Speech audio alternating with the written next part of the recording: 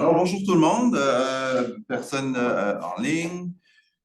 Notre conférencier vient de se joindre à nous après un léger contretemps. On l'en excuse et on le remercie d'avoir fait vite, de nous avoir avisé avant, là, de manière qu'on a pu organiser les choses un peu avant son arrivée pour qu'il n'ait plus qu'à s'asseoir et à vous entretenir. Donc, le temps qu'il reprend son souffle, j'en profite pour le présenter brièvement. Donc, aujourd'hui, Alexandre Klein vient nous partager une conférence qui s'intitule Partager ses recherches grâce au web documentaire, enjeux, défis et opportunités d'un outil de vulgarisation à part entière. Donc, je rappelle qu'Alexandre Klein est actuellement professeur auxiliaire à la Faculté des sciences de la santé de l'Université d'Ottawa. C'est le bon enseignement, coordonnateur de son unité de recherche sur l'histoire du nursing. Il est également membre associé au CIRS et fondateur du réseau de recherche historiens-historiennes de la santé. Il a réalisé plusieurs web documentaires historiques, dont le récent Les infirmières de la folie. J'imagine que tu pourras probablement nous en dire un mot au passage. C'est un projet qui est super intéressant, qui mélange un peu de reconstruction de faits historiques et fiction, documentaire, cinéma d'animation. Là, si vous n'avez pas vu ça, c'est assez chouette. Mais j'en dis pas plus pour l'instant, bien sûr. Ça se peut qu'on ait une ou deux personnes qui passent devant nous pour venir s'installer en salle. On vous prie de les excuser d'avance. Les petits règlements d'usage, les petites indications d'usage pour la présence en ligne. On vous demande de laisser vos micros fermés pour la durée de la conférence. Au moment de la période de questions, après la présentation, vous pourrez le faire soit en inscrivant les questions dans le module de clavardage ou en levant la petite main Zoom jaune ou autre, et ça nous fera plaisir de les transmettre. Alors, ça va? On est fin prêt? Oh, parfait, super. Alors, à toi la parole, Alexandre. Merci. Merci beaucoup. Merci pour l'invitation. Désolé pour le retard. Mais peut-être que je devrais arriver plus souvent en retard parce que tout est prêt. On n'a plus qu'à s'installer et à appuyer sur le bouton. Fait que je vais rattraper mon 5 minutes de retard dans ma présentation. Mais je suis venu vous parler aujourd'hui du web documentaire, ou plutôt des web documentaires, comme étant des sources de vulgarisation. Donc, je vais faire ça simple. Je vais vous rappeler c'est quoi un web documentaire pour qu'on soit tous à peu près au même niveau et qu'on puisse se parler des mêmes choses. Puis je passerai à travers deux exemples de web documentaires, dont le récent, dont il a été fait mention, qui s'appelle Les infirmières de la folie, pour essayer de voir en quoi le web documentaire peut être un bon format ou pas pour vulgariser, partager, démocratiser sa recherche, les résultats de sa recherche, mais aussi le travail de la recherche en lui-même. Donc, puisque mon temps est déjà compté, j'avance. Euh, pour qu'on soit tous au fait de ce qu'est un web documentaire, c'est pas un documentaire qui est en ligne. Le web documentaire, c'est un site internet, c'est une plateforme interactive qui a très peu de caractéristiques. Vous allez voir, je vais vous en donner des exemples, mais il y a vraiment des projets qui sont propres à l'objet qu'ils sont. Donc, on a vraiment des exemples de web documentaires, mais on a plus de difficultés à mettre en évidence un format en tant que tel. Donc, une chose est sûre, c'est les plateformes en ligne qui sont interactives, qui vont associer des médias, texte, images, vidéos, sons, de manière à rendre accessible, et si possible de manière assez ludique, l'accès à certains contenus. C'est un peu résumé vite, mais vous allez voir que dans les exemples que je vais vous montrer, qu'on peut avoir des objets qui au final sont très très différents les uns des autres. Peut-être un point sur lequel il faut insister, c'est que l'objectif du web documentaire, en plus de partager du contenu de manière ludique et accessible, c'est d'offrir une liberté de navigation aux gens qui l'utilisent.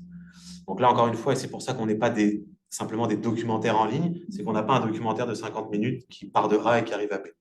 On a un ensemble de contenus dans lequel l'utilisateur et l'utilisatrice peut librement naviguer. C'est exactement ça l'intérêt du web documentaire, c'est d'offrir ce que j'ai appelé, c'est pas moi qui l'ai appelé, mais ce qu'on peut appeler une narration non linéaire.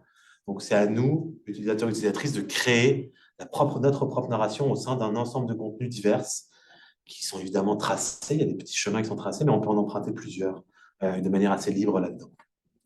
Et pour toutes ces raisons et pour d'autres que je vais avoir l'occasion de développer, c'est vraiment un support à la fois scientifique, dans la construction même de la connaissance, mais aussi pédagogique et de vulgarisation qui est vraiment intéressant parce qu'il y a à la fois cet aspect multimédia, cet aspect en ligne et cet aspect de liberté qui est donné à l'utilisateur et l'utilisatrice. Donc si je fais, et puis ça va être très très court, un petit résumé, le web documentaire, c'est un format qui est apparu au début des années 2000 à la croisée de plusieurs phénomènes sociaux, qui est d'abord la démocratisation d'Internet, qui est arrivée tranquillement au début des années 2000, mais surtout une crise au sein des médias. On a vu les médias papier notamment se remettre beaucoup en question et essayer de rechercher d'autres voies pour partager l'information. Et donc, il y a eu une volonté, et du côté des médias traditionnels, et du côté aussi des gens qui faisaient du web documentaire, de créer des nouveaux supports et d'utiliser Internet pour faire vivre ces nouveaux supports-là. Et donc, on a vu vraiment à partir du début des années 2000, peut-être 2004-2005, se multiplier les web documentaires, avec cette dernière raison aussi qu'il faut préciser, c'est que, eh ben, on a vu naître aussi des logiciels qui permettaient de le faire. Et des logiciels qui permettaient de le faire de manière accessible, sous la bannière no-code, c'est-à-dire qu'on n'avait plus besoin de gens qui étaient là pour coder derrière, pour créer nos pages web. Et des logiciels comme Clint, par exemple, c'est l'image que je vous ai mis, ça permettait de créer très simplement, de combiner des contenus sous forme de petites capsules, puis ensuite de créer le site web. Et donc, ça rendait accessible aussi la création de ce genre de site. Et donc, ça a vraiment démocratisé un petit peu du jour au lendemain le web documentaire. Et il y a beaucoup de gens qui s'y sont investis, vous allez voir. Donc, au départ, le web documentaire, c'est intéressant de le noter aussi, c'est qu'il joue vraiment sur la multiplicité des médias. Donc, par exemple, la Cité des Mortes, qui apparaît en 2005, lui, c'est un site web qui fait écho à un livre qui est déjà paru, une enquête sur la mort des femmes, sur les femmes assassinées au Mexique. Et donc, on crée un site web pour offrir du contenu supplémentaire, pour offrir des ressources supplémentaires par rapport à ce livre. Cette idée de la transmédialité, donc des différents médias qui peuvent communiquer les uns avec les autres, va rester un petit peu dans le web documentaire.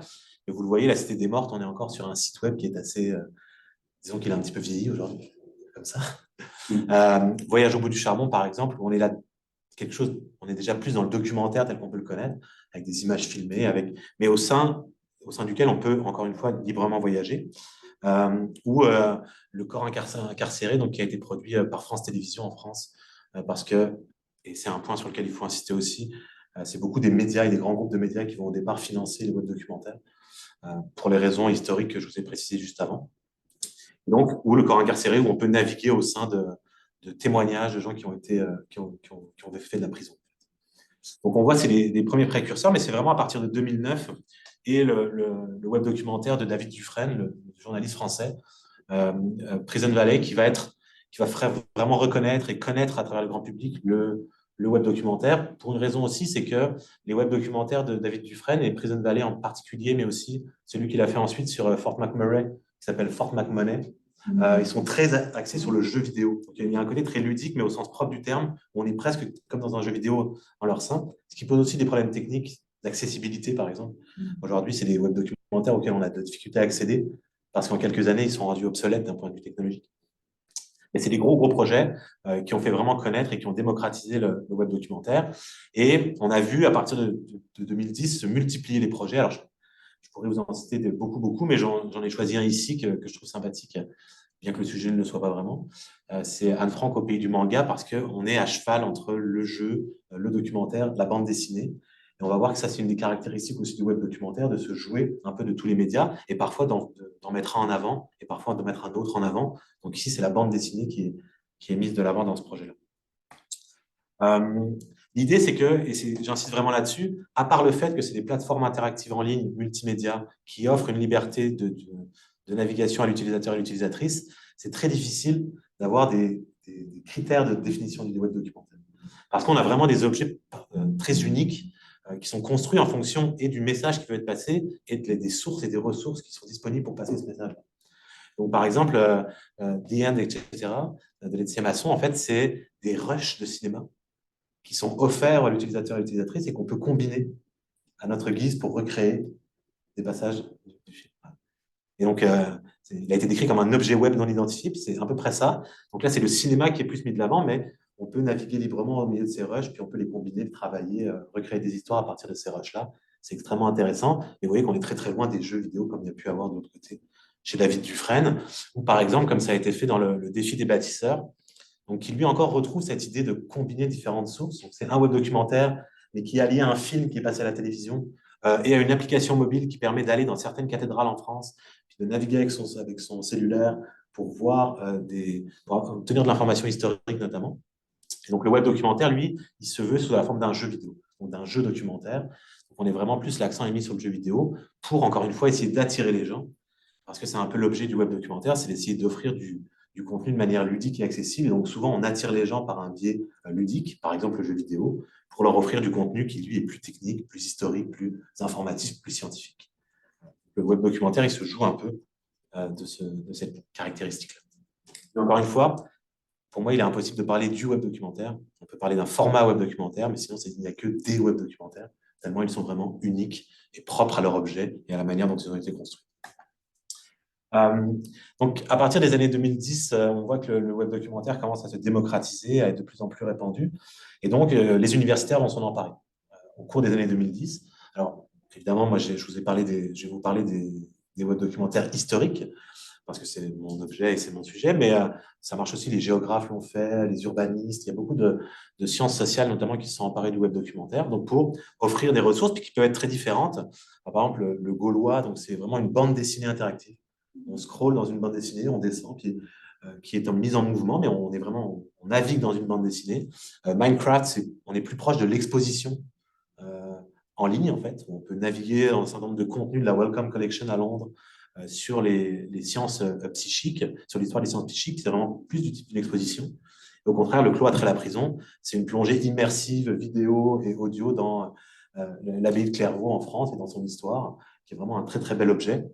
Donc on a des objets très très différents encore une fois, mais on voit que les historiens et les historiennes, parce que c'est pour les 4 des projets universitaires, d'historiens universitaires, se sont emparés de ce projet-là. Et c'est dans ce cadre-là que mon travail à moi apparaît. Les intérêts du web documentaire, ils sont multiples, puis je vais vous en donner maintenant, puis je vais en développer un peu plus dans ma présentation. Mais évidemment, il y a un intérêt de diffusion de la recherche. C'est avant tout, et premièrement, pour les web documentaires historiques ou les web documentaires scientifiques, des outils de diffusion de la recherche.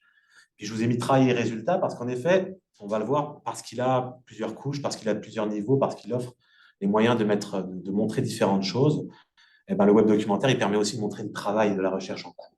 Et ça, c'est vachement intéressant. On ne montre pas simplement les résultats, on montre la recherche telle qu'elle se fait, la recherche telle qu'elle est en train de se faire.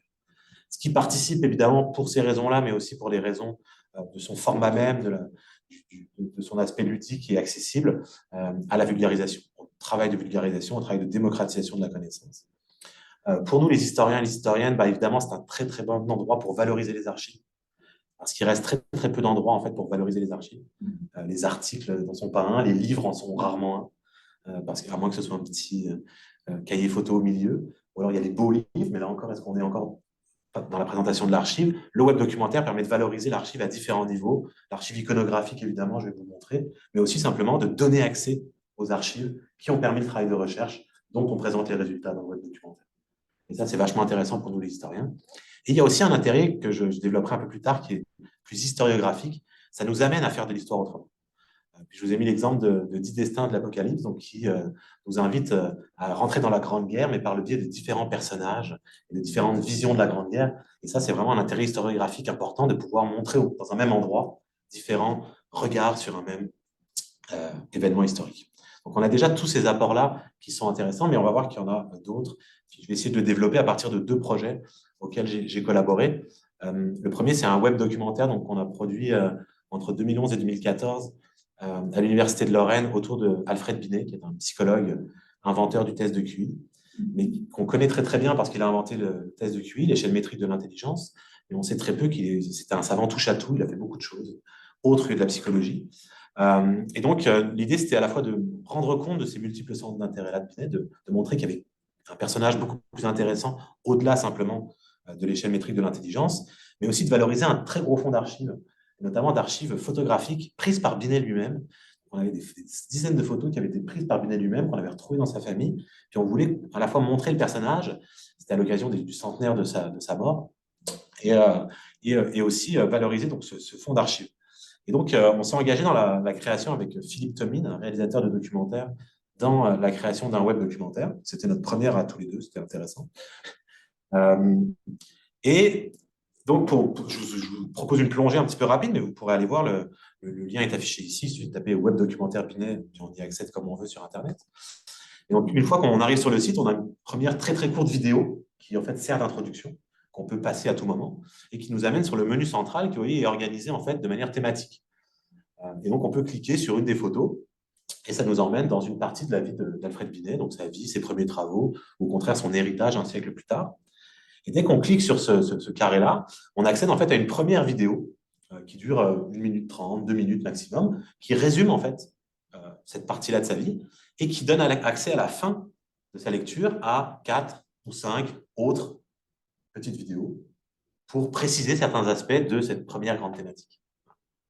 Donc, c'est des vidéos qui sont, dans le cas du webdoc Binet, une espèce de mélange. Donc, il y a une voix off, il y a du texte qui apparaît, il y a des archives qui sont montrées. Il y a aussi des entrevues de spécialistes qui composent ces petites vidéos, donc, au sein duquel on peut naviguer dans le web documentaire, avec ce petit plus qui a été rajouté. Puis, je vais vous résumer ça après dans une structure. Je vais vous montrer la structure du web documentaire ensuite. Mais si vous regardez en haut de l'image de l'entrevue, vous voyez, il y a un petit « En savoir plus ». Donc, on peut librement cliquer en fait, au cours de l'entrevue et qui nous amène à une autre vidéo ou à une autre archive, à un autre document qui vient compléter l'analyse qui est présentée et qu'on peut, en cliquant sur la croix, refermer à tout moment pour revenir là où on était dans l'entrevue et continuer l'entrevue. Donc ça donne accès à la fois à de la critique. On a des gens qui viennent critiquer ce qui est en train d'être dit, donc pour rentrer dans le débat scientifique, pour rentrer dans le débat historiographique, ou on peut accéder à des archives directement présentées au sein du web documentaire. Parce que si on parle d'un livre, on peut accéder au livre en PDF dans le En savoir plus. Et on peut naviguer tant qu'on veut, fermer et revenir à l'endroit où on est. Et donc, on a une architecture, vous voyez, c'est ce qui est présenté dans le web documentaire. Quand on vient à l'étape carte du web documentaire, c'est un petit peu résumé, mais ça le résume assez bien. On rentre par la porte d'entrée d'en haut, on choisit une des 8 options, 1, 2, 3, 4, 5, 6, vous voyez, c'est ça, presque, il y en a 8 normalement, une des 8 options thématiques autour desquelles sont organisés le web documentaire. Ces petites courtes vidéos-là nous donnent accès à d'autres vidéos plus approfondies et encore à des savoirs plus encore plus approfondis. Donc, on a vraiment des niveaux qui nous permettent de naviguer du plus accessible et du plus simple au plus pointu. Et donc, on offre du contenu qui est à la fois accessible. Vous pouvez regarder uniquement la première vidéo des 8 capsules et avoir un aperçu en quelques minutes de la vie de Alfred Binet et jamais creuser plus loin. Vous pouvez au contraire le faire de manière thématique et vous dire je veux étudier le rapport de sa famille, puis de regarder que les vidéos qui concernent sa famille, puis comprendre le rôle de sa famille dans le travail qu'il a fait en tant que psychologue. Ou vous pouvez même aller uniquement creuser les débats historiographiques du En savoir plus. Et donc là, on voit qu'on s'adresse à des classes très très jeunes, comme à des scientifiques qui veulent en connaître plus sur l'histoire de la psychologie scientifique en Europe à l'aube du XXe siècle. Et donc, cette espèce de niveau différent nous permet de donner accès à des contenus divers à différents publics. Et là, on voit l'outil de vulgarisation intéressant, parce qu'on peut s'adresser directement à différents publics, et les gens le font comme ils veulent. C'est accessible en plus 100% en ligne, gratuitement tout le temps. C'est vraiment un outil intéressant pour ça. Donc, l'architecture en niveau est vraiment un outil intéressant pour le web documentaire. C'est ce que je vous ai mis ici, mais je peux le résumer vite, mais je l'ai déjà dit. Donc, il y a vraiment un intérêt patrimonial de valoriser un fonds d'archives. On a vraiment valorisé les photographies d'archives d'Alfred Binet, par exemple, et de sa famille. On les voit, puis elles sont utilisées dans le web documentaire. Il y a évidemment un aspect pédagogique parce que sous une approche ludique et sous une approche de liberté offerte à l'utilisateur, l'utilisatrice, on l'invite à plonger dans les contenus qui sont un peu plus techniques. Et puis, il y a un intérêt proprement historiographique qui est de pouvoir combiner différents niveaux de récits, puis différents types de récits aussi, dans la confrontation des regards, par exemple, au sein d'un même lieu, d'un même endroit. Ça, c'est vraiment un outil intéressant pour ça, le web documentaire. Pour avancer un petit peu plus encore dans ces intérêts-là, puis je vous rassure, il y aura des limites, puis il y aura des défis, puis des enjeux qui s'en viendront à la fin.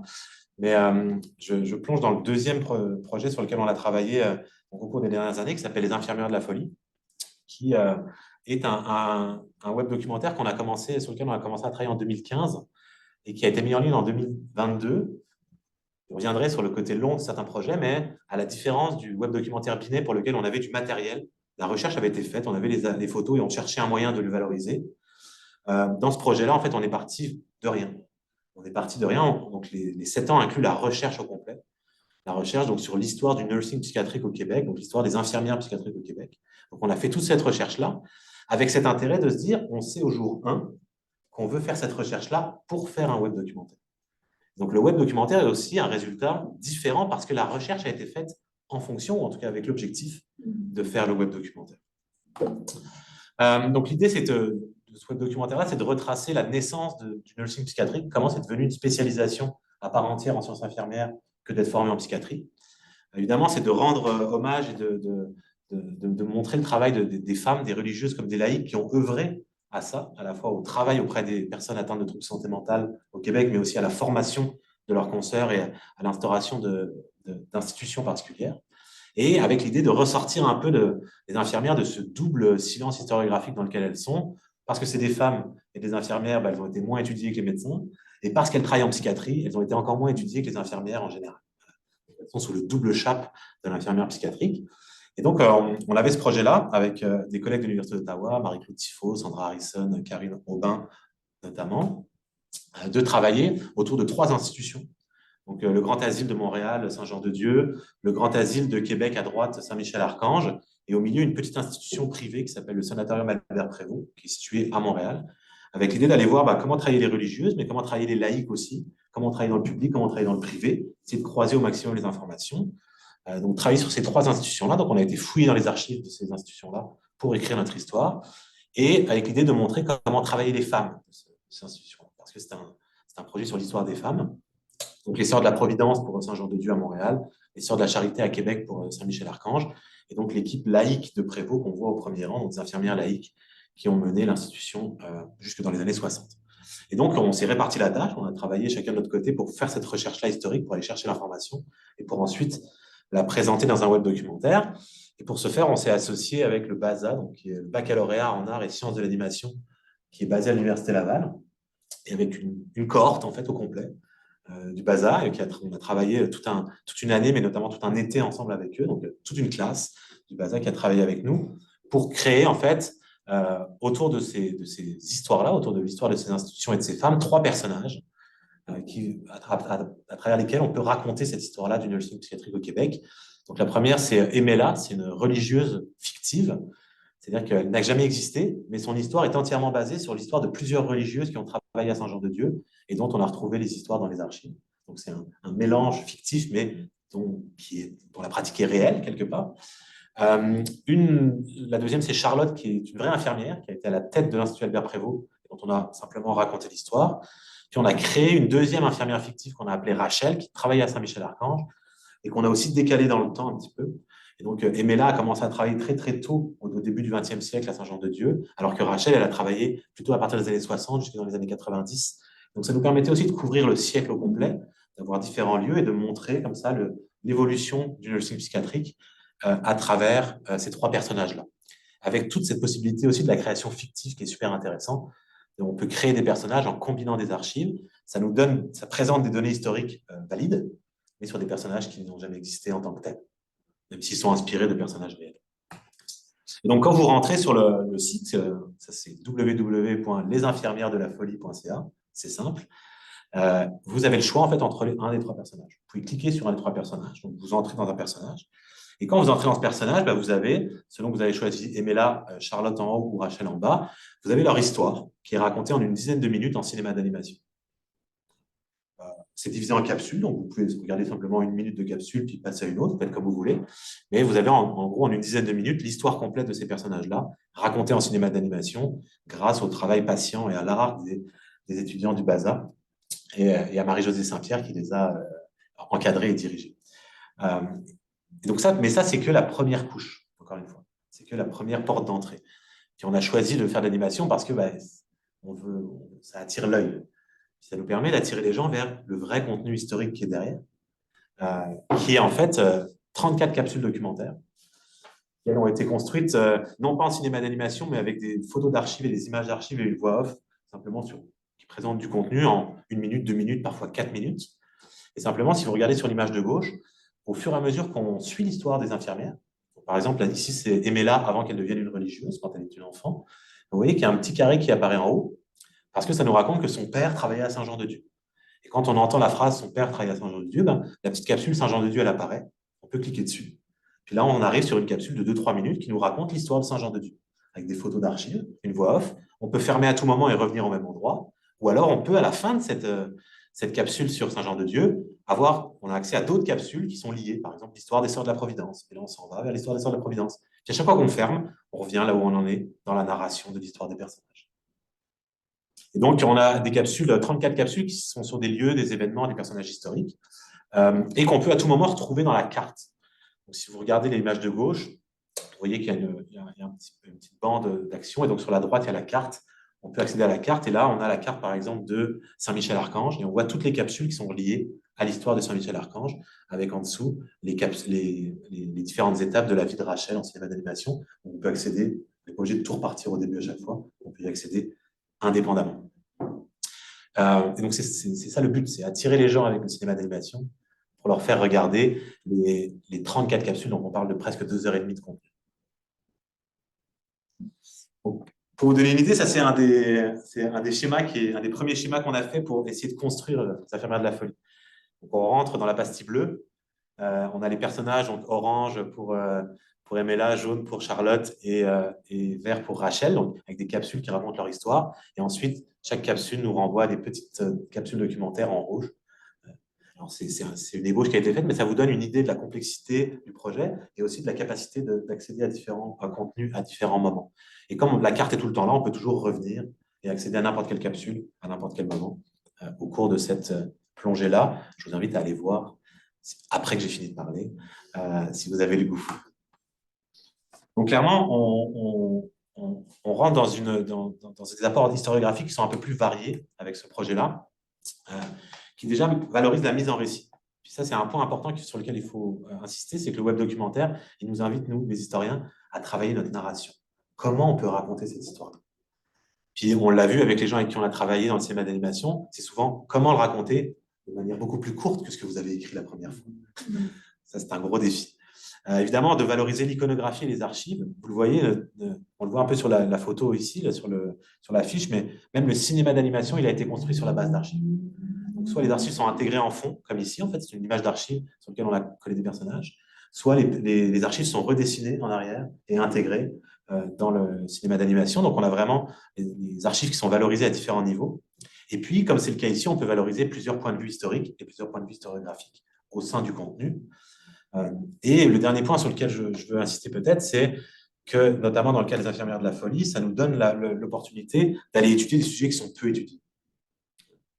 Ça nous donne l'occasion, le web documentaire, d'aller creuser des sujets moins mainstream, on peut le dire comme ça, et de donner voix à des sujets qui sont marginaux, subalternisés ou oubliés, les trois dans le cas des infirmières psychiatriques au Québec. Et clairement, c'est aussi, on peut le faire parce que le financement est là. C'est-à-dire qu'on peut se poser la question de si on avait demandé de l'argent pour faire une histoire des infirmières psychiatriques au Québec, est-ce qu'on l'aurait eu si on n'avait pas fait un web documentaire, si on n'avait pas promis de faire un web documentaire derrière. Parce que le support innovant permet aussi d'aller chercher du financement, clairement, et j'y reviendrai tout à l'heure. Donc, cette opportunité de donner la voix à des sujets rares, je le signale parce qu'on est en train de travailler avec Aline Charles, qui est à l'Université Laval, qui est historienne à l'Université Laval, sur un nouveau projet qui porte sur les dames pensionnaires, donc ces personnes qui donnaient toute partie de leur bien pour être prises en charge par des communautés religieuses à la fin de leur vie. Ça a commencé au début de la colonie, puis ça s'est arrêté dans les années 60, 1960. C'est une espèce d'histoire de la prise en charge de la vieillesse avant l'histoire de la prise en charge de la vieillesse qu'on connaît aujourd'hui. Et donc ça, c'est des voix qu'on n'entend pas.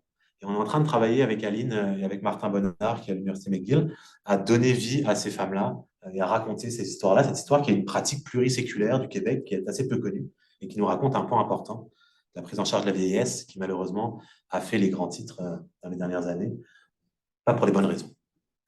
C'est un petit peu la même chose avec un autre projet sur lequel je travaille, qui est l'histoire d'une commune thérapeutique psychiatrique qui a été lancée par un psychiatre au Québec dans les années 70, qui est parti en fait dans les Laurentides pour installer une commune au sens hippie du terme, au sens communautaire, avec l'idée de prendre en charge des personnes atteintes de schizophrénie, mais sans médicaments, de manière différente, donc avec la vie en communauté, et avec, je cite ces mots, l'amour, avec tous les enjeux problématiques que vous pouvez déjà imaginer qui a lieu avec eux. Mais le web documentaire, dans le cas de cette histoire-là, qui est une histoire très complexe et très lourde, ça permet de donner à voir les différentes expériences qui ont été vécues. Parce qu'on a évidemment le récit de ce psychiatre-là, mais nous, on a retrouvé aussi le récit des personnes qui ont été accueillies, qui n'est pas le même. Mais on n'était pas là non plus. Et on n'a pas les données parce que c'est une commune, donc on n'a pas les données archivistiques forcément pour comparer. Et donc, le web documentaire permet de faire exister dans un même endroit des récits différents d'un même événement, sans que nous, on tranche forcément. Évidemment, on construit le web documentaire autour de ça, mais on a cette possibilité-là. Et surtout, dans ce cadre-là, ce qui est très intéressant, c'est que ça nous permet de conserver ces récits. Donc, un aspect patrimonialisation. parce que c'est des récits nous ont été confiés parfois par des personnes qui ont vécu là-bas et qui existent nulle part, en fait. Et donc, nous, on peut les conserver dans le web documentaire par cette forme-là. Et ça peut prendre la forme de récits oraux, mais aussi de dessins. On a reçu des témoignages sous différentes formes, parce que c'est aussi une expérience traumatisante, qui était traumatisante pour des personnes. Donc, on a eu aussi ces récits-là sous différentes formes qu'on peut conserver, faire exister dans ce web documentaire-là. Et aussi, c'est le dernier point, c'est un très bon objet, le web documentaire, parce que ça nous permet, nous, en tant que chercheurs, je travaille avec une collègue qui s'appelle Anne-Marie Trépanier, qui est artiste et chercheuse, et ça nous permet de partager tous les doutes et tous les questionnements majeurs qu'on a eus en suivant cette histoire particulièrement traumatique et complexe. Donc, le format web documentaire, il ouvre aussi cette possibilité-là aux chercheurs de partager son sentiment de recherche, son travail de recherche, son cheminement de recherche, et pas simplement pour la vulgarisation, mais aussi parce que des fois, on en a besoin. Donc, clairement, ça nous invite à retourner au récit, le web documentaire. Ça, c'est intéressant. Et ça, c'est une vraie question pour la vulgarisation. Comment on partage nos connaissances? Le web documentaire, pour le construire, il faut déjà se demander comment je vais raconter l'histoire que j'ai envie de raconter au départ. Donc ça nous oblige au sens fort du terme, ça nous contraint, pour l'avoir vécu en tant que chercheur, ça nous contraint parce qu'il faut couper, parce qu'il faut changer, parce qu'il faut transformer. Et de travailler avec les autres qui font de l'animation, qui font du montage, ben, ça nous oblige à penser autrement aussi notre objet et à le raconter autrement. Donc, c'est super intéressant. Et puis, ça nous pousse à repenser aussi les voies auxquelles on s'intéresse et qui sont parfois un peu mises de côté dans la recherche historique. Parce qu'on les collecte, on les prend comme des données, puis ensuite, nous, on en fait notre propre récit dans nos articles. Mais parfois, elles passent un peu à la trappe, ces voies-là. Et là, elles retrouvent un peu le centre de l'attention. Et en tout cas, on est obligé de se poser la question de comment ça fonctionne pour aller jusqu'au bout. Donc, ça, il y a un intérêt pour ça. Mais évidemment, je vous l'ai promis, il faut que je sois honnête. Il y a quand même un certain nombre de défis et de limites au web documentaire. J'aime beaucoup le format web documentaire et j'invite tous les gens qui ont envie d'en faire à se lancer. Ça reste un support qui est problématique à plein d'égards, qui est complexe, qui est difficile. Pour la première, et je l'ai mis en premier parce qu'on me pose souvent la question, en effet, ça coûte beaucoup d'argent. C'est des projets qui coûtent beaucoup d'argent, qui coûtent... alors, par exemple, David Dufresne, son Fort McMurray, il a coûté $1 million, hein, pour vous donner une idée, parce qu'il y a du jeu vidéo qui est impliqué dedans. Faire de l'animation, faire 30 minutes d'animation, de cinéma d'animation pour les infirmières de la folie, ça coûte beaucoup d'argent aussi. Sur les infirmières de la folie, on est à plusieurs centaines de milliers de dollars, le projet au complet, la recherche et la production du web documentaire. Donc, clairement, il y a des enjeux financiers non négligeables, parce qu'on travaille aussi avec du matériel qui est du web. Donc, ça prend des gens spécialisés qui sont chers, qui coûtent cher pour de bonnes raisons, parce qu'on travaille avec de la vidéo. On sait que travailler de la vidéo, ça coûte cher, parce qu'on fait de l'animation, ça coûte cher, tout ça coûte cher. Mais, et c'est ce que je vous disais tout à l'heure, le web documentaire est aussi devenu un mot-clic très intéressant pour les financeurs parce que ça couvre tous les intérêts de recherche, ça couvre tous les intérêts de diffusion de la recherche, de vulgarisation, de toucher les différents publics. Et donc ça, c'est devenu un mot intéressant pour les financeurs. Et donc, on arrive quand même à aller chercher du financement assez facilement, je ne sais pas, mais ça fonctionne quand même bien. Pour les infirmières de la folie, tout notre argent est public, je dirais. C'est de l'argent qu'on a été chercher auprès des financeurs. Donc oui, c'est des gros projets financiers, mais il y a aussi de l'argent pour ça en ce moment. Peut-être que ça ne durera pas, profitez-en. C'est l'occasion. Évidemment, il y a des problèmes techniques qui sont nombreux. Dans la réalisation, évidemment, dans la communication et la cohabitation des différents spécialistes qui ont des enjeux différents et des travaux différents, mais aussi, c'est pour ça que je vous ai mis ça, dans la durabilité du projet. Voilà. Fort McMurray, Fort McMurray, pardon, de David Dufresne, ça a coûté $1 million, puis aujourd'hui, il n'est plus vraiment accessible. Il a été fait par l'ONF, et donc sur l'ONF, on peut y accéder sur son site, mais il nous annonce directement qu'on ne peut plus accéder dans les conditions dans lesquelles il a été produit. Parce que la technologie évolue tellement vite. Donc, on peut se retrouver souvent, comme c'est le cas ici, où simplement le plugin ne marche plus. Parce que le web avance tellement vite qu'il y a ces enjeux techniques-là.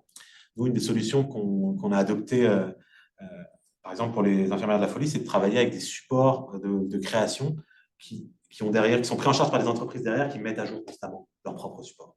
Voilà. C'est des créateurs d'applications avec lesquels on travaille. Parce que derrière, ils ont le suivi et on sait que dans 10 ans, eux, ils continuent à mettre à jour leur machine derrière. Donc, chez nous, ça suit sur notre web documentaire. Mais c'est un vrai enjeu qui peut être réglé, par exemple, avec l'archivage. Donc, le web documentaire de Alfred Binet, par exemple, il a été archivé par la BNF comme un site web. Parce qu'en France, la BNF fait de l'archivage de sites web. BNQ le fait aussi. Et ça amène à mon point de la diffusion, avec ce défi, qui est que, par exemple, la BNF, quand ils ont accepté de garder notre web documentaire sur Alfred Binet, ils ont pourtant refusé de le faire apparaître dans leur catalogue, parce que pour eux, ce n'est pas une œuvre, c'est un site web. Et donc, on se retrouve avec ce problème de diffusion du web documentaire qui est paradoxal, parce qu'on promet aux financeurs de dire, bon, on fait du web documentaire pour faire de la diffusion, mais le web documentaire, si vous ne le connaissez pas, vous ne tomberez jamais dessus.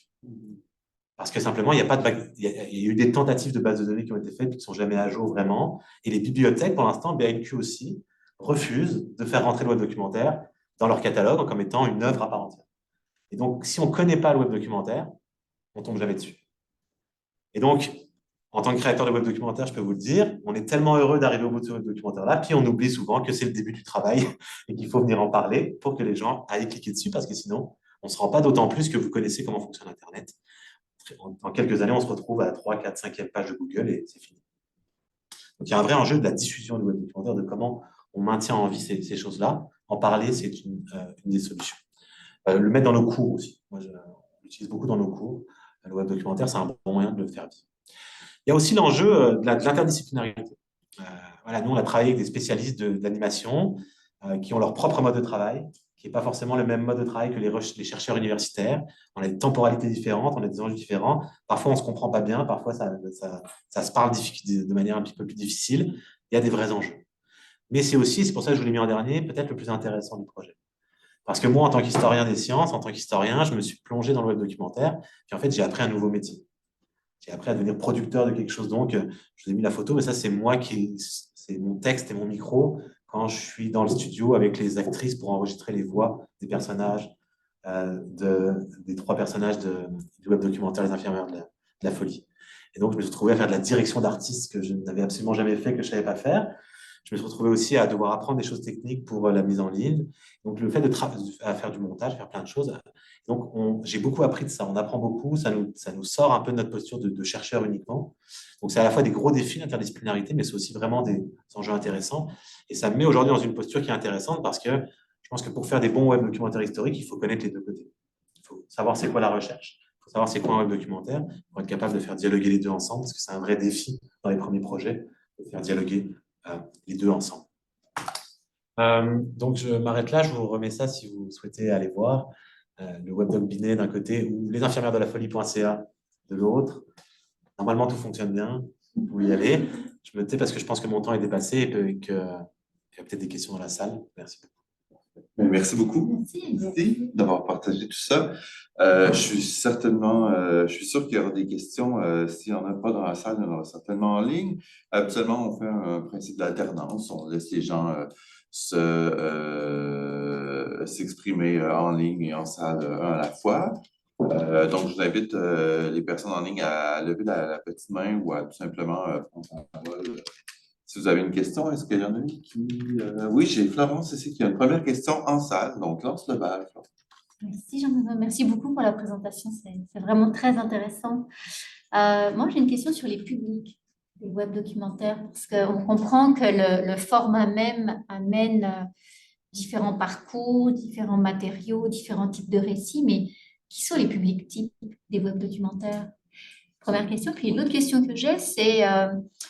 donc, vous êtes historien, vous montrez, puis on voit bien tout l'intérêt de ce format-là pour justement raconter ce type de récit. Mais en sciences, quelles seraient les autres disciplines qui utilisent particulièrement ce média-là?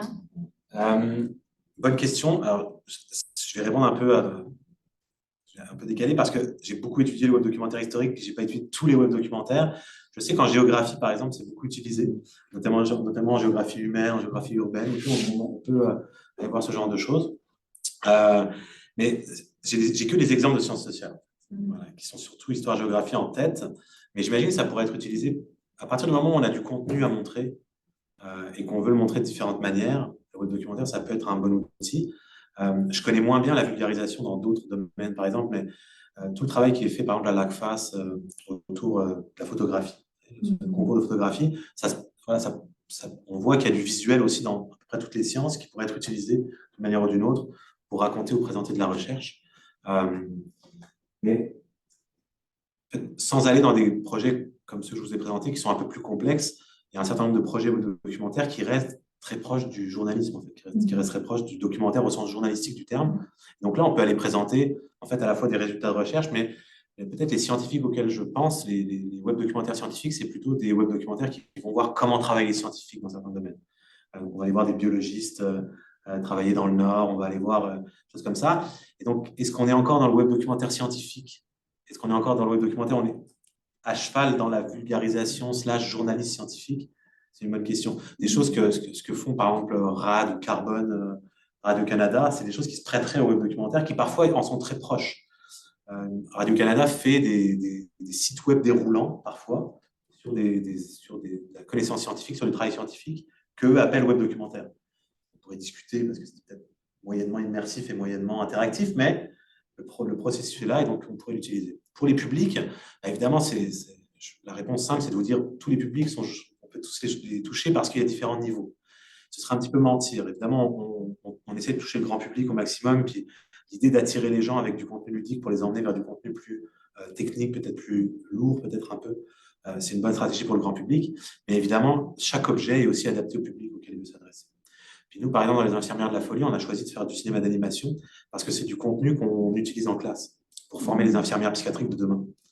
Et donc, les infirmières psychiatriques à l'Université d'Ottawa, les infirmières de l'Université d'Ottawa, elles ont entre 18 et 22 ans.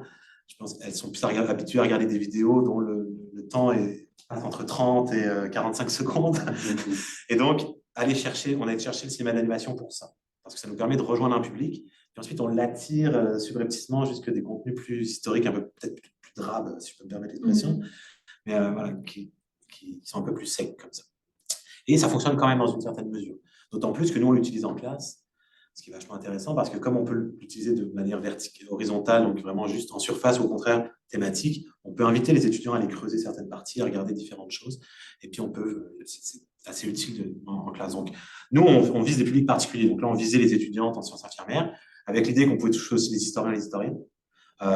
Les gens qui sont intéressés, les amateurs d'histoire, l'histoire des femmes, l'histoire de la science en général au Québec, puis peut-être le grand public, si un jour, s'il existe déjà, et si on s'y rend un jour. Mais clairement, on a les moyens de toucher ce public-là. Après, la réalité de ça, c'est la partie de diffusion dont je vous parlais, c'est qu'il faut aller sur le terrain, puis il faut le présenter aux gens. Mais par exemple, il y a un web documentaire qui a été fait ici à l'UQAM, qui s'appelle De la ferme à l'assiette, sur l'histoire de l'alimentation. Puis eux, ils se sont mis en lien avec le musée, l'écomusée du Fermont. Et donc, le web documentaire, il est présenté dans l'écomusée. Il y a une borne, puis on peut travailler dessus. Et ils ont des liens avec des classes. Donc, il y a des classes qui viennent voir le web documentaire, qui viennent l'utiliser à l'écomusée. Après, c'est à nous, les créateurs de WebDoc, de mettre en place des stratégies pour faire perdurer le WebDoc, puis pour qu'il soit utilisé comme un outil de vulgarisation. Voilà. L'outil est là. Encore une fois, il faut qu'il soit rendu accessible aux gens. Et qu'il y a des enjeux, mais ils sont possibles. Il y avait une question qui nous est apparue dans le module de texte de Zoom et ensuite il y aura celle de Simon. J'ai vu votre main, Simon, mais je vais commencer par lire celle qui nous est parvenue dans le texte. Donc, merci beaucoup. Je me demandais, lorsque vous avez accès aux données, savez-vous combien d'engagements les web documentaires génèrent? Ça représente beaucoup de travail. Les retombées chez le grand public sont-elles vraiment réelles? Oui, très bonne question, à laquelle on essaie de répondre. Les infirmières de la folie, en fait, on a mis en place un suivi avec Google Analytics de l'accès, alors dont j'ai pas les données parce qu'il n'est pas fini encore, mais donc je peux pas en parler parce que j'ai pas les données, qu'il n'est pas fini, puis que c'est pas moi qui l'ai mis au complet.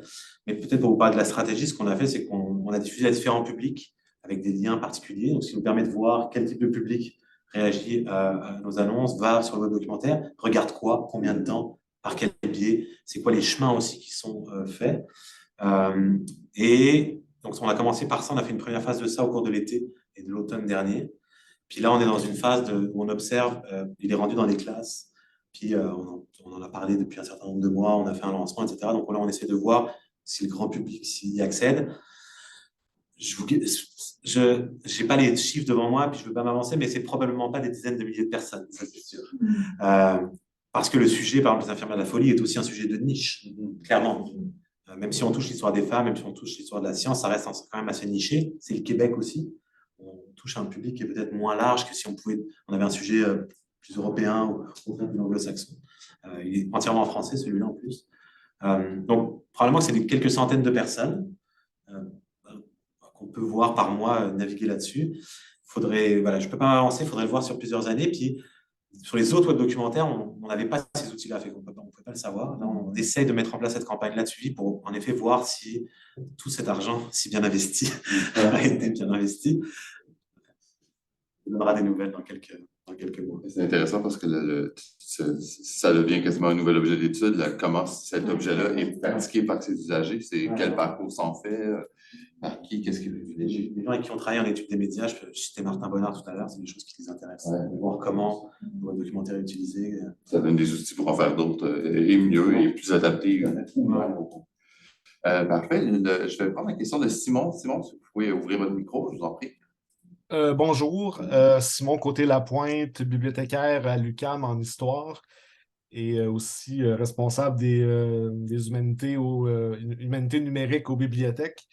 Donc, j'aimerais savoir au niveau des outils, est-ce qu'il y a des outils gratuits ou quels sont les outils qu'on pourrait utiliser ou recommander, par exemple, aux étudiants ou aux chercheurs qui aimeraient se lancer dans l'aventure du web documentaire? Est-ce que vous avez des suggestions?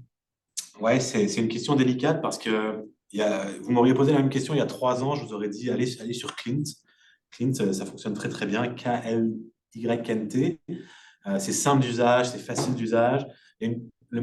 L'essentiel de ce que tu peux faire est gratuit. Tu peux acheter une licence pour l'utiliser de manière un peu plus approfondie, mais la base est quand même. Et puis même la licence n'est pas très chère. Mais ça, c'était il y a 3-4 ans. Aujourd'hui, c'est un logiciel qui est plus mis à jour, qui fonctionne moins bien, dont les résultats sont. Parce qu'il a été délaissé simplement par ses créateurs, en fait, qui sont partis vers autre chose. Donc, nous, on l'utilise pour les infirmières de la folie, puis pour d'autres projets sur lesquels on travaille, on utilise PandaSuite, qui est en fait une suite logicielle, qui est une plateforme de création d'applications au départ française, que nous, on a un peu détourné pour faire des webdocs.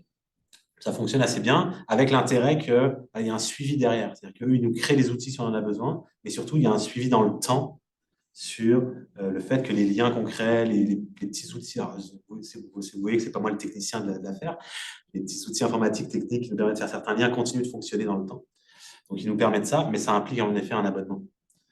Ça implique de payer, alors, ça payer quelques centaines de dollars au départ pour avoir le compte, pour pouvoir l'utiliser, le créer. Mais ensuite, il y a 2 solutions. Soit vous créez votre objet au complet, donc ça vous a coûté quelques centaines de dollars, puis vous pouvez le sortir, puis le mettre dans un endroit à vous, puis simplement, vous ne pourrez plus y toucher. Il est fermé, puis vous ne pouvez plus travailler sur la mise à jour. Soit vous le gardez en lien, par exemple avec PandaSuite, mais là, ça implique de payer chaque année un abonnement qui coûte encore quelques centaines de dollars, ce qui est un enjeu financier, évidemment, qui ne fonctionne pas pour les étudiants, clairement. Mais ce qui est aussi un enjeu pour nous, les gens qui font de la recherche, parce que vous le savez, nos fonds de recherche, il y a un moment, il faut qu'ils s'arrêtent. Et comment on peut justifier de dire, non, on a besoin de 500-600 dollars pendant 10 ans pour faire tourner notre machine. Donc ça, c'est des vraies questions. Mais aujourd'hui, il y a plusieurs logiciels qui ont existé, mais gratuits, pour faire des web documentaires à la maison, no code, encore une fois. Mais aujourd'hui, j'en ai pas en tête qui sont vraiment fonctionnels et vraiment encore d'actualité. Et on le voit, les web documentaires qui sont faits aujourd'hui sur Clint, il y en a encore quelques-uns qui sont faits sur Clint qui ça marche moins bien, en fait. C'est beaucoup d'énergie dépensée pour un résultat qui souvent marche moins bien parce que la plateforme, elle fonctionne moins bien et elle risque aussi de disparaître à tout moment, de crasher down à tout moment.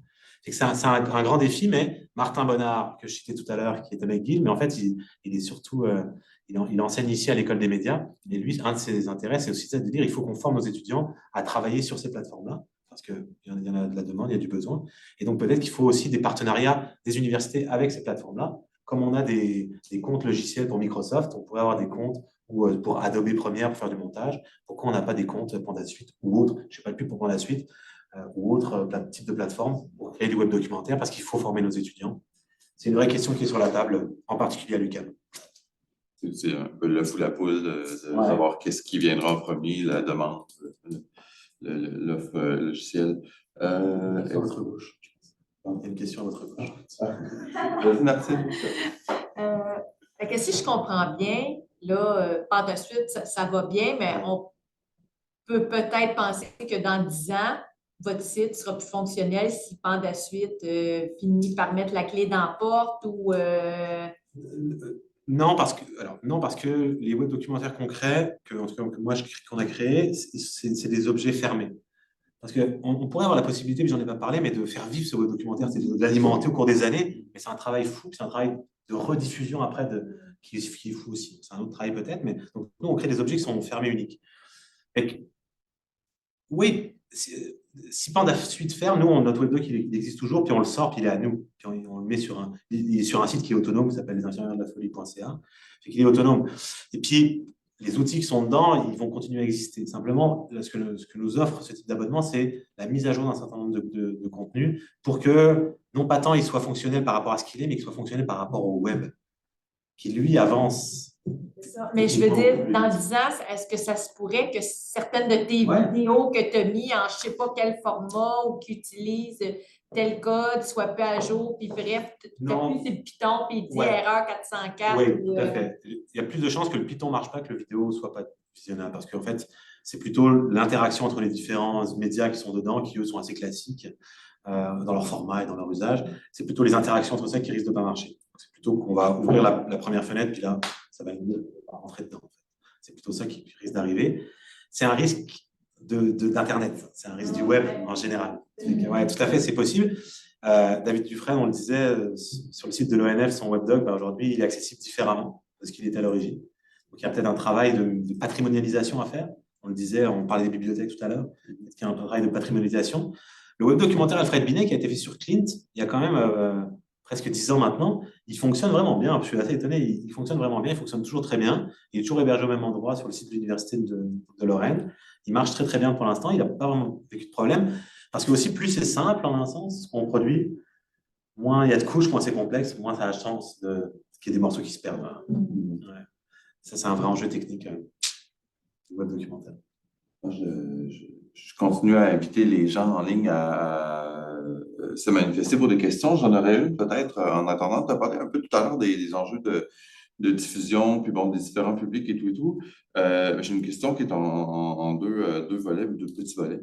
Le premier, c'est est-ce qu'il existe ou est-ce qu'il est en train de se mettre en place des occasions de reconnaissance par le milieu ou par le public, comme il y a, je ne sais pas, ça a pris longtemps, par exemple, pour des web-séries d'être intégrées dans des galas de prix quelconques. Est-ce que c'est quelque chose qui existe? Est-ce qu'il y a une communauté de reconnaissance?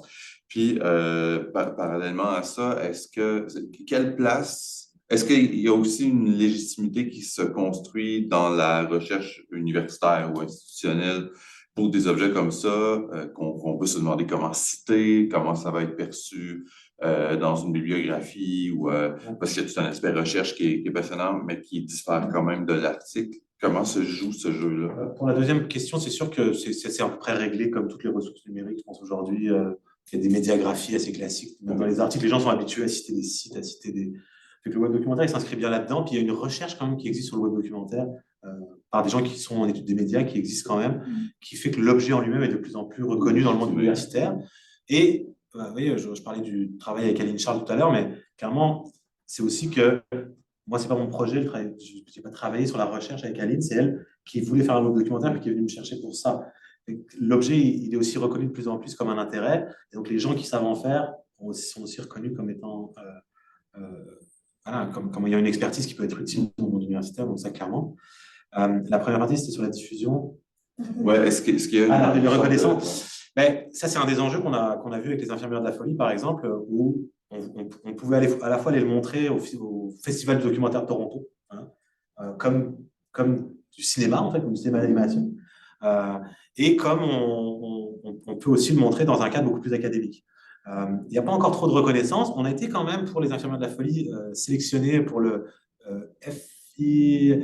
Festival international du film d'histoire de Montréal, FIFHM. Donc, mais ça a consisté simplement qu'ils ont relayé notre webdoc sur leur site l'année dernière. Ça n'a pas eu plus que ça, mais on a été sélectionnés par eux. Donc, peut-être qu'on pourrait mettre un petit comme le font les films. Donc, non, ça reste des objets hybrides qui sont... Mais ce n'est pas forcément négatif dans le sens où je pense qu'ils peuvent tant être reconnus par le côté du cinéma d'animation. Il y a un vrai travail de cinéma d'animation super intéressant dans les infirmières de la folie qui pourrait se mériter un prix au terme en question de de cinéma d'animation. Puis en effet, peut-être qu'il y a à créer des prix. Alors ça, je ne sais pas si c'est la phrase à qui il faut s'adresser. On lance des... Il y a à créer des prix pour reconnaître en effet la création numérique en général qui se développe, pas que le web documentaire, qui a d'autres volets aussi. C'est un work in progress, mais ça existe quand même d'une certaine manière. Et pour répondre à ta question de tantôt, Martine, je pense que en effet, ça pourrait bloquer, mais on pourrait aussi tout extraire puis en faire une espèce de film. Ça briserait le truc du web documentaire, de la libre navigation, mais on pourrait le stocker comme un contenu unique dans lequel on pourrait simplement naviguer de A à Z. Ça pourrait être un moyen de sauvegarder ça, par exemple. Pour le pérenniser, pour être certain. Pour le pérenniser, exactement, ouais. C'est comme les photos sur film, qui ont dû être passées, peut-être numérisées, ou les caméras Super 8 au final. Le changement de... C'est ça, tout. J'ai une autre question pour toi. Là, les infirmières de la police est utilisée, tu me dis, pour l'école infirmière à Ottawa. OK. Mais est-ce que c'était vos clients au départ? Est-ce que vous aviez déjà eux en tête? C'était une commande? Nous, on avait pour intérêt de travailler sur les infirmières psychiatriques avec l'équipe de recherche dans laquelle je suis. Donc, on avait cette envie-là. Puis, on avait l'idée de faire un web documentaire parce que c'était intéressant. Et donc, on en a fait un pour qu'il puisse être utilisé en classe. Parce qu'on voulait aussi qu'il existe, qu'il puisse être utilisé par des gens. Ça nous permet de nous dire, pendant 5, peut-être 5, 10 ans, peut-être 10 ans, il peut être utilisé en classe par des étudiants. Et on ne l'avait pas au départ, mais quand on a commencé à se pencher sur le web documentaire, c'est notre premier public. Puis, il faut s'adapter. Le projet sur lequel on travaille avec Aline Charles sur l'histoire des dames pensionnaires, c'est un projet qu'on fait en partenariat avec la FADOC notamment, avec des groupements de gens qui travaillent auprès des personnes âgées. Et notre premier public, c'est les personnes âgées. On le construit pour que des personnes âgées en institution puissent le regarder et voir c'était quoi la vie des personnes âgées en institution il y a 100, 200, 300 ans. Donc, on le construit avec ce public-là en tête déjà. On veut viser un autre public, et donc ça nous oblige à ce qu'on fait des choix. Alors, il y a des choix qu'on pourrait faire qui seraient plus faciles, qui rendraient probablement le projet plus attractif pour le plus grand public, mais on les met de côté parce que notre premier public qu'on vise, parce qu'on s'est entendu avec la FADOC, parce qu'on s'est entendu avec des gens qui travaillent auprès des personnes âgées, parce que c'est notre objectif aussi de parler à ce public-là. Alors, on fait des choix esthétiques, des choix techniques, des choix de narration qui sont orientés vers ce public-là, clairement, en espérant que ça va rejoindre le reste, mais c'est plutôt la première partie qui est délicate que la seconde.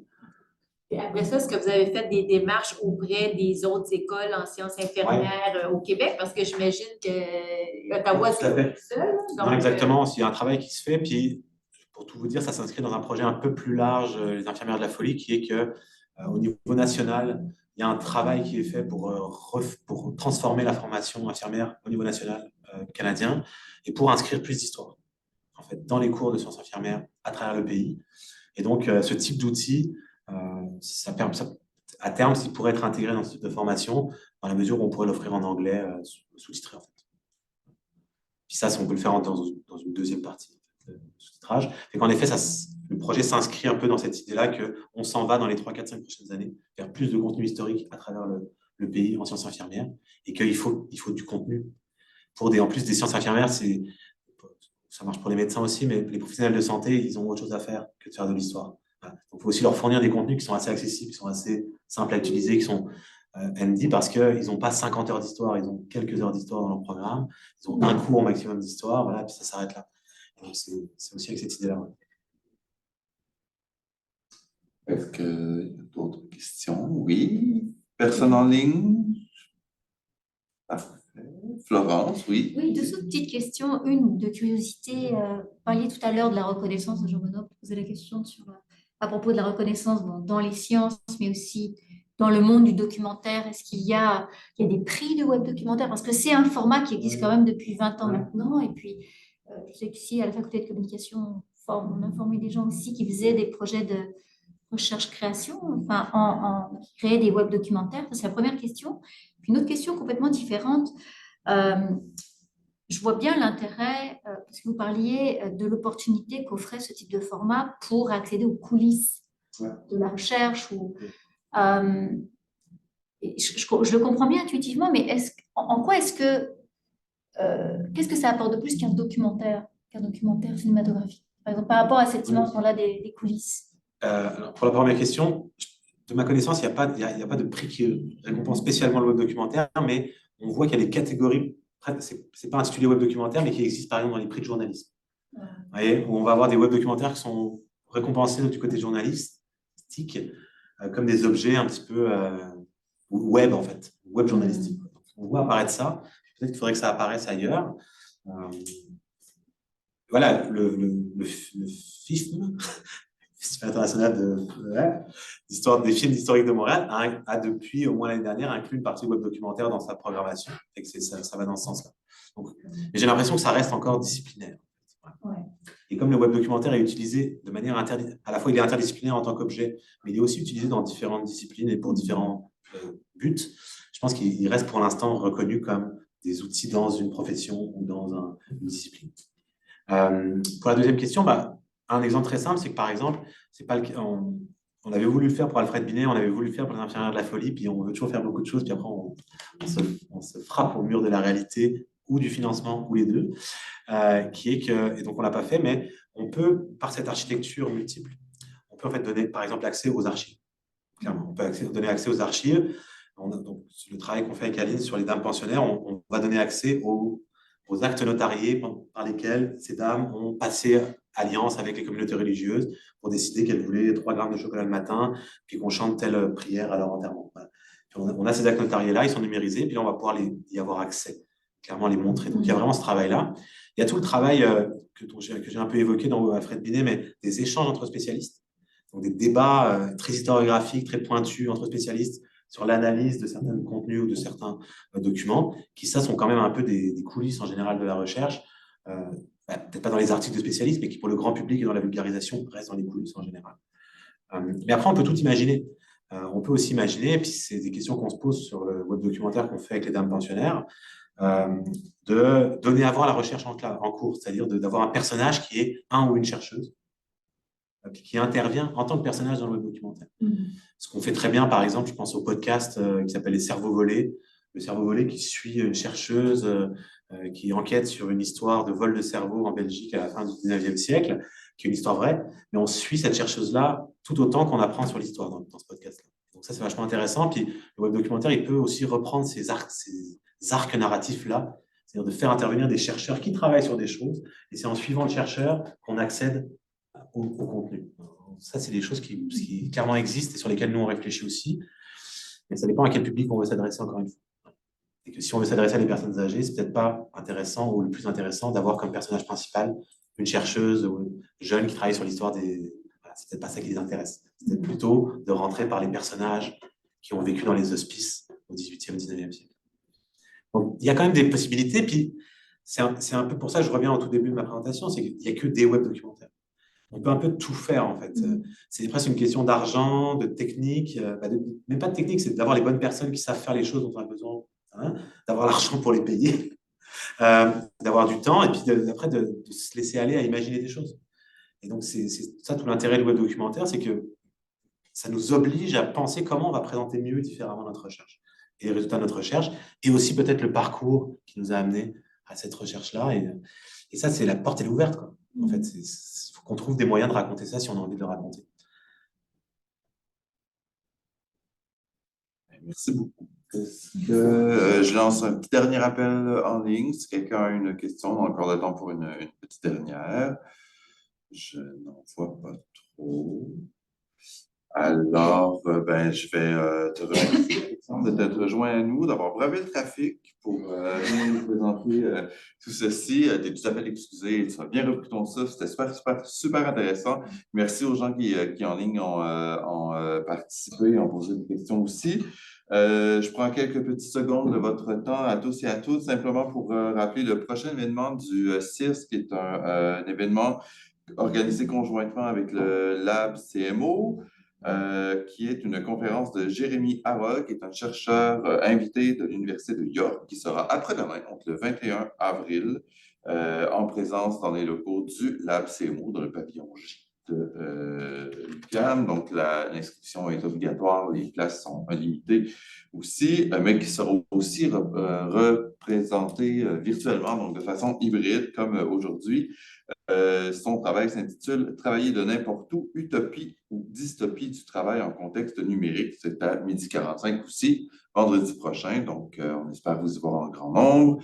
Merci encore une fois, Alexandre, d'être avec nous et bonne fin de journée.